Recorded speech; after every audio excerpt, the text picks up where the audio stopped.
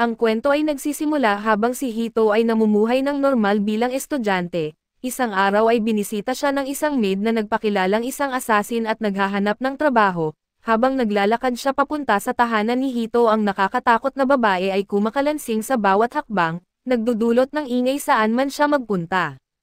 Samantala ang batang lalaki sa gitna ng kanyang sobrang magulong kwarto ay mahimbing na natutulog. Nang tumunog ang doorbell ay nahihirapan gumising si Hito at dahan-dahan na bumababa ng hagdan, sinenyas niya ang entry camera para makita kung sino ang nasa pinto.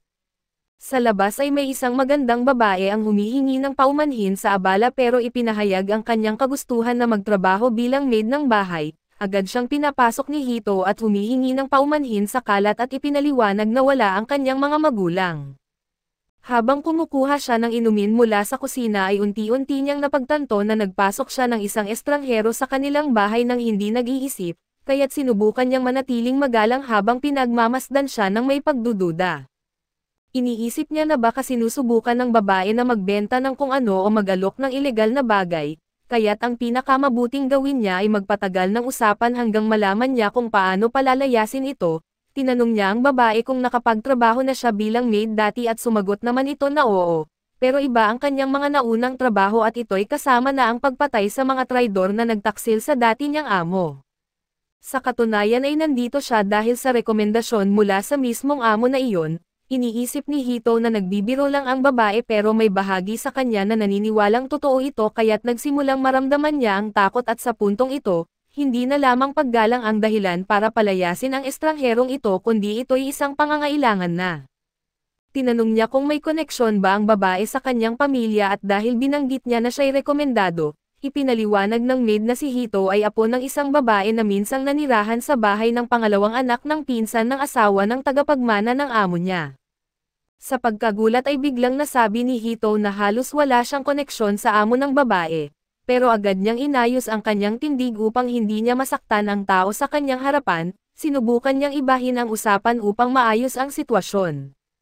Tinanong ni Hito kung anong uri ng pagpatay ang espesyal ng maid upang ipakita, dinala ng maid ang binata sa labas at ginamit ang isang puno bilang target at hinagis niya ang mga matutulis na metal na projectile sa puno. Nang napagtanto ni Hito na hindi nagbibiro ang maid ay agad niyang sinabi na ayaw niyang pumatay ito ng kahit sino at hindi niya kilala ang amo na kanyang binanggit, kaya hindi niya siya kukunin bilang maid. Naiintindihan ito ng maid at humingi ng paumanhin sa pagsasayang ng oras niya at pagkatapos ay umalis nang hindi nagdulot ng karagdagang problema. Naisip ni Hito na baka panaginip lang ang lahat ng iyon pero napansin niyang may iniwan sa damuhan. Samantala sa kabilang bahagi ng kwento ay inasahan na ng maid na wala namang magiging iba ang resulta. Ang mas malaking problema niya ngayon ay alamin kung saan siya pupunta at habang naghihintay ng subway ay nagpapatuloy siya sa kanyang lakad. Pero biglang lumitaw si Hito na tumatakbo sa likod na may hawak na kampanilya sa kanyang kamay at ito ang kampanilya mula sa tiara ng maid na naiwan sa bahay niya. Nagmadali si Hito na ibalik ang kampanilya pero hindi niya napansin ang mabilis na truck na paparating sa kalsada. Sa isang iglap ay dinala siya ng maid palayo sa daraanan ng sasakyan at niligtas ang kanyang buhay. Nagmura ang driver kay Hito dahil sa kanyang kapabayaan pagkatapos ay nag-drive off. Samantala inamin ng maid na hindi pa siya nakapagliligtas ng buhay ng sinuman noon at tumitibok ng mabilis ang kanyang puso. Naguguluhan si Hito habang iniaabot ang kampanilya sa kanya at nagpaalaman na sila, bawat isa ay naglakad sa kanilang sariling landas at ganoon dapat ang plano. Bigla ang nagbago ng isip ang binata at sinabing talagang naghahanap siya ng maid at pwede siyang magtrabaho sa bahay niya. Hindi nagsayang ng oras ang maid at bumalik sa tahanan na kung saan inilatag niya ang iba't ibang uri ng kutsilyo sa mesa ng sala. Ipinaliwanag na ang mga kutsilyo ay marahil ang unang kagamitan na ginamit ng mga tao at bagaman simple, ay kayang kumuha ng buhay kung gagamitin ng tama. Biglang pinutol ni Hito ang libreng aralin at ipinaliwanag na kailangan niya ng tulong sa paglilinis at hindi sa ganoong bagay. Ang maid ay iniisip na may code na ibig sabihin ito para sa pagpatay ng tao at nagtanong kung sino ang dapat linisin. Itinuro ni Hito ang mga sako ng basura sa kwarto. Umaasa si Hito na malinaw na ang kanyang sinasabi pero ininterpret ng maid na may tao sa isa sa mga sako ng basura. Sa sobrang pagkainis ay nilinaw ni Hito na ang kailangan niya ay isang totoong maid at isang taong magwawalis at maglilinis ng sahig. Nang tanungin ng maid kung kukunin na siya sa trabaho kapag ginawa niya iyon, ipinaliwanag ni Hito na iyon ang kailangan. Nang magsimula na ang trabaho ay agad naging malinaw na wala talaga siyang kaalaman sa paggamit ng balde at mop na isang ganap na kalamidad, kahit papaano ay nagawa pa rin niyang maitayo ang sarili matapos madulas sa tubig na natapon niya at bumagsak ang balde sa ulo niya. Dahil sa kapalpakan ay nagtaka siya kung paano pa siya matanggap sa trabaho matapos ang ganitong kalunos-lunos na resulta. Inalis ni Hito ang balde mula sa kanyang ulo at kinuha ang sisi sa paghingi sa kanya na gawin ang bagay na hindi siya sanay at bilang pag-unawa, hinalok niya na tulungan siyang linisin ang bahay. Pagdating ng hapon ay matagumpay na nalinas ang buong bahay at ang lahat ay naibalik sa tamang lugar. Matapos marinig ang pasasalamat ng binata ay mukhang awkward ang maid, tila hindi siya sanay makatanggap ng ganoong uri ng pagpapahalaga. Napagtanto ni Hito na gabi na at hindi pa sila kumakain ng tanghalian dahil sa kanilang abalang paglilinis. Tinanong niya ang maid kung marunong ba itong magluto pero sumagot ito ng katahimikan, kaya siniguro niya na may tamang pagkain siya para sa araw na iyon at sinabihan ang maid na maligo muna habang naghihintay. Habang nasa bathtub at nag-isip ang maid tungkol sa pasasalamat na natanggap niya mula kay Hitoyoshi para sa kanyang trabaho, samantala sa sala ay napaisip si Hito na dapat sana ay ine-enjoy niya ang kanyang summer vacation habang wala ang kanyang mga magulang, pero sa halip ay napunta siya sa sitwasyon ng pagkakaroon ng isang assassin na maid na hindi marunong maglinis o magluto. Ngunit hindi lang iyon ang nasa isip niya kung lalabas ang maid mula sa banyo na nakatapis lang ng tuwalya. Hindi niya alam kung paano niya haharapin iyon kaya't mental na naghanda siya para sa posibilidad pero bago pa niya makolekta ang kanyang mga iniisip, lumabas ang babae mula sa banyo na fully dressed at binasag ang ilusyon ni Hito. Agad siyang nagset para magtadtad ng repolyo para sa hapunan, dahil kung may isang bagay na mahusay siyang gawin ito ay ang pagtadtad at walang pag-aatubili, hinitsa ng maid ang gulay sa hangin at pinayre-piraso ito ng mabilis na tapos ang gawain ng hindi man lang pinagpawisan.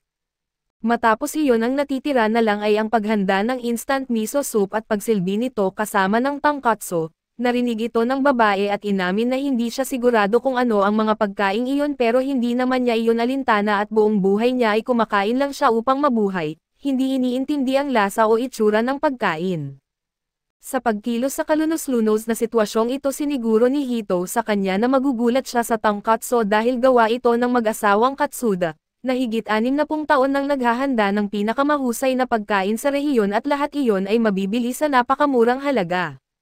May mga bulong pa nga na pati mga sikat na tao ay nagpapanggap para lang makabili mula sa kanila, kahit na maganda ang pagka-present ni Hito ay nanatiling walang reaksyon ang maid at hindi nagpakita ng excitement, na nagdulot ng kaunting pagka-frustrate sa kanya.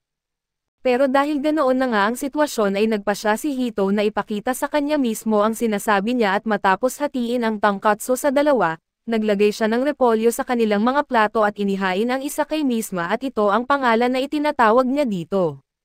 Sinamantala niya ang pagkakataon at tinanong ang maid kung ano ang pangalan nito, pero sumagot ang babae na wala siyang pangalan dahil palagi lang siyang tinatawag ng kung ano ang gustong itawag sa kanya ng kanyang mga amo. Kaya't sinabi niya kay Hito na pwede siyang tawagin kahit ano.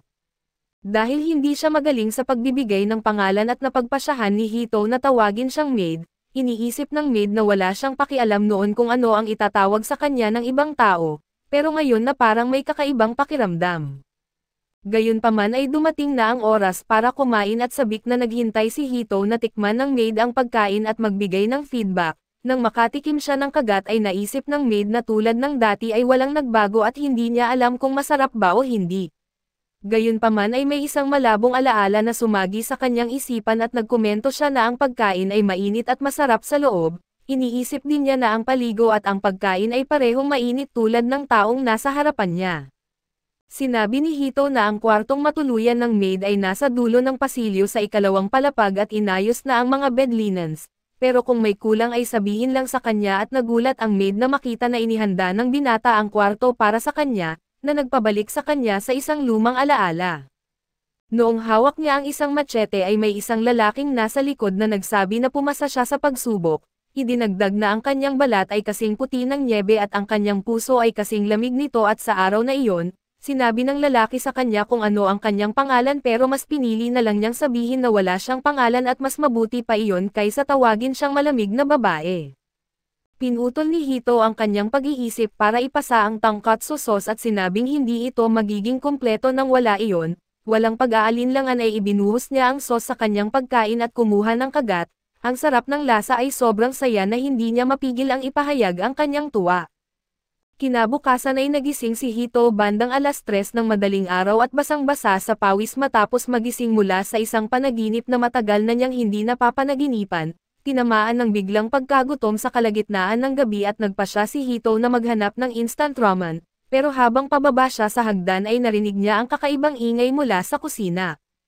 Nagulat siya at naalala na sinabi ng maid na isa siyang propesyonal na mamamatay tao at gayunpaman ay nilakasan niya ang loob na tingnan kung ano ang nangyayari. Sumilip siya sa kusina at nakita ang maid na may pulang mantsa sa mukha at akala niya dugo ito, pero nang humarap ang maid na pagtanto niyang nagtadtad ito ng tonkatsu sauce. Nahuli sa akto at humingi ng paulit-ulit na paumanhin ang babae at dahil wala namang seryosong nangyari, hindi siya pinagalitan ni Hito at ipinaliwanag ng maid na naisip niya na kung sakaling mamatay siya kinabukasan, gusto niyang matikman ulit ang lasa ng sauce na iyon. Hindi nais na malimitahan ang kanyang karanasan sa simpleng tonkatsu at gumawa si Hito ng isang improvised na fondue gamit ang sauce, dahil wala nang mas maipakita pa at gayunpaman. Ang tanging gusto ng maid ay kainin ang lahat ng may tonkatsu sauce na minahal na niya at iyon nga ang eksaktong ginawa niya. Pagkatapos ng pagkain ay tinanong ng maid si Hito kung nagkaroon siya ng bangungot, dahil narinig niyang umuungol ito sa kanyang kwarto at sa takot na baka isa rin siyang mamamatay tao, kaya't nagpa siya ang maid na pumasok sa silid ni Hito at natagpuan siya na paulit-ulit na tinatawag ang kanyang ina. Ikinwento rin ng maid na nagkaroon siya ng isang kakaibang panaginip kung saan kausap niya ang tonkatsu sauce, sinabi ng sauce na walang katapusan iyon at kahit gaano pa siya magdildil ay hindi ito mauubos, pero nang magsimula siyang kumain ay bigla siyang nagising. Sa wakas ang panaginip niya ay iba sa dati dahil karaniwan siyang nananaginip ng mga masamang bagay, kaya naman ay naaawa siya kay Hito na nagkaroon ng nakakatakot na bangungot dahil alam niya kung gaano kalupit iyon. Hinayaan lang ito ni Hito at sinasabing minsan ay nagkakaroon lang siya ng ganoong panaginip. Sa kanyang isip ay bumalik ang mga alaala ng kanyang kabataan kung saan paulit-ulit niyang tinatawag ang kanyang ina habang papalayo ito. Ipinaliwanag niya na nakakatulog lang siya kapag nakahiga sa kandangan ng kanyang ina tuwing nagkakaroon siya ng ganoong bangungot. Sa narinig ay nakaisip ng paraan ang maid para maaliw siya at inalok niya ang kanyang sarili upang makapagpahinga si Hito. Bumalik sa isip ng maid ang lalaking palaging sinasabi na siya ay ipinanganak upang pumatay at muling binalot ng kadiliman ang kanyang kaluluwa. Pero nang ipinatong ni Hito ang ulo niya sa kanyang tabi ay tila naging mas maliwanag ang mundo sa paligid niya. Parehong nakaramdam ng kaunting awkwardness sa sitwasyon pero wala sa kanila ang umurong, pinanindigan nila ito hanggang sa wakas. Kaso dito muna matatapos ang recap natin sa bagong anime na ito. Salamat sa inyong panonood hanggang sa huli.